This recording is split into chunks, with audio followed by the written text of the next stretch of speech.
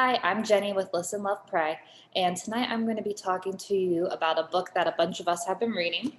It is called Think and Eat Yourself Smart by Dr. Caroline Leaf. Um, and what we're talking about in our study is how to change your habits and patterns of eating. And what Dr. Caroline Leaf is teaching us is that you're not going to make any life changes without changing the way you think.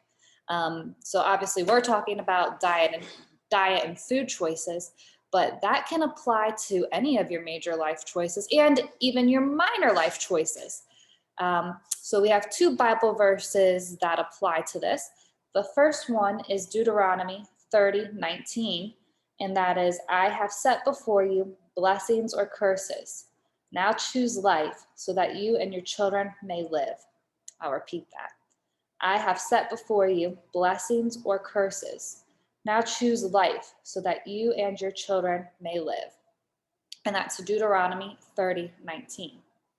Our next verse comes from Revelation 22:2.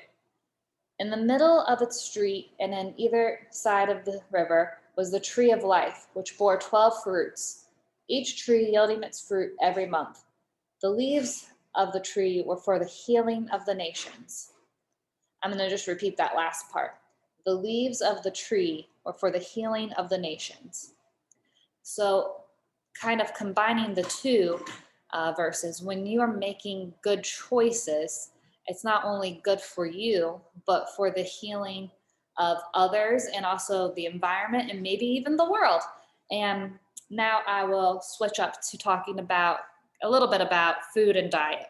So, what we've been learning a lot in our group is how our subconscious mind, which is kind of like what our senses are taking in, starts to form habits and beliefs and opinions. And in the example I'm going to use, it's going to be talking about soda. So if you think about one of your favorite commercials or any so we'll use the example of soda commercial. What the media is kind of telling you is that to feel better, you need a soda.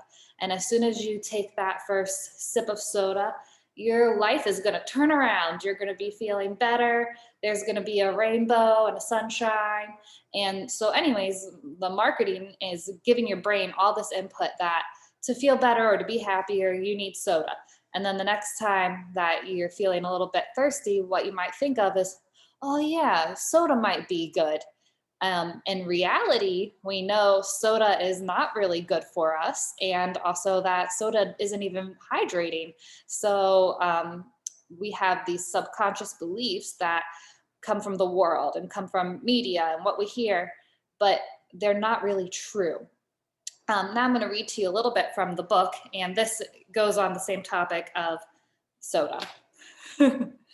So, begin asking yourself hard questions and accept that there will be some hard answers. Are there not roughly 10 teaspoons of sugar in a can of soda? This added sugar can cause your insulin to spike and the enteric nervous system of your gut to secrete an abnormal amount of amyloid protein, which will start destroying the blood brain barrier and can contribute to the formation of the amyloid plaques of Alzheimer's disease. This sugar will bind to the proteins in your blood, and your hemoglobin AC1 can rise in a frightening process called glycation, which contributes to neurodegeneration. Excess sugar can be stored in triglycerides in your body, making you gain weight, while your normal stress response has been activated into protect mode, which may cause unhealthy physical responses in your brain and body if it carries on in the long term. And these are just a few of the negative effects of excess added sugar consumption may have on your own body. What of the destruction of our planet's natural resources, or the cost in human lives associated with sugar production? Are we being righteous stewards of God's creation, of our own temples? Are we loving our neighbors or ourselves?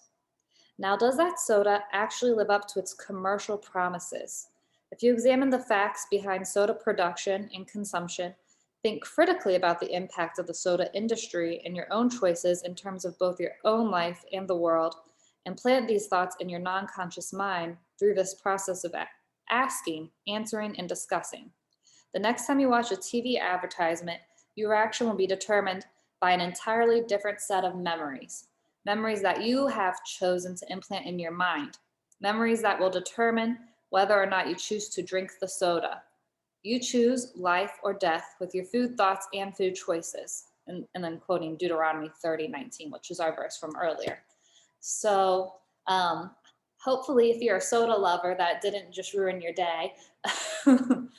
But that can also apply to really any choice we're making.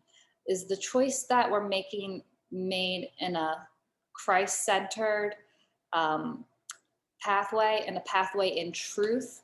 Or is the choice being influenced by our subconscious mind, by those things that are exterior, by the media, by what other people think? Um, and if the choice we're making is not good for us, it's probably not good for others, and it's probably not good for the world. So in this soda example, choosing not to drink soda is going to be healthier for you. But the book also talks a lot about how sugar is produced and how it's like mostly produced in third world countries, and the people who are producing it aren't really getting paid a fair wage and basically kind of like in slavery. So when you're making the choice to not drink the soda, you're making a decision that's better for you, but it's also better for people in other countries and also for the environment. So I think I will conclude with just reading those two verses to you again and reminding you that even small choices can make a difference. And when you make good choices for yourself, it's also good for those around you and your world.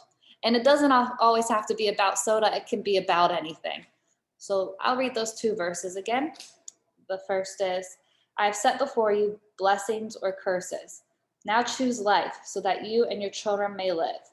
That's Deuteronomy 30:19. And the second verse is, in the middle of its street and on either side of the river was the tree of life, which bore 12 fruits, each tree yielding its fruit every month. The leaves of the tree were for the healing of the nations. It's Revelation 22:2. And just in case anyone was wondering, the name of that book is Think and Eat Yourself Smart by Dr. Caroline Leaf. It's not really a diet book, it's more so a book about how you think. Thank you.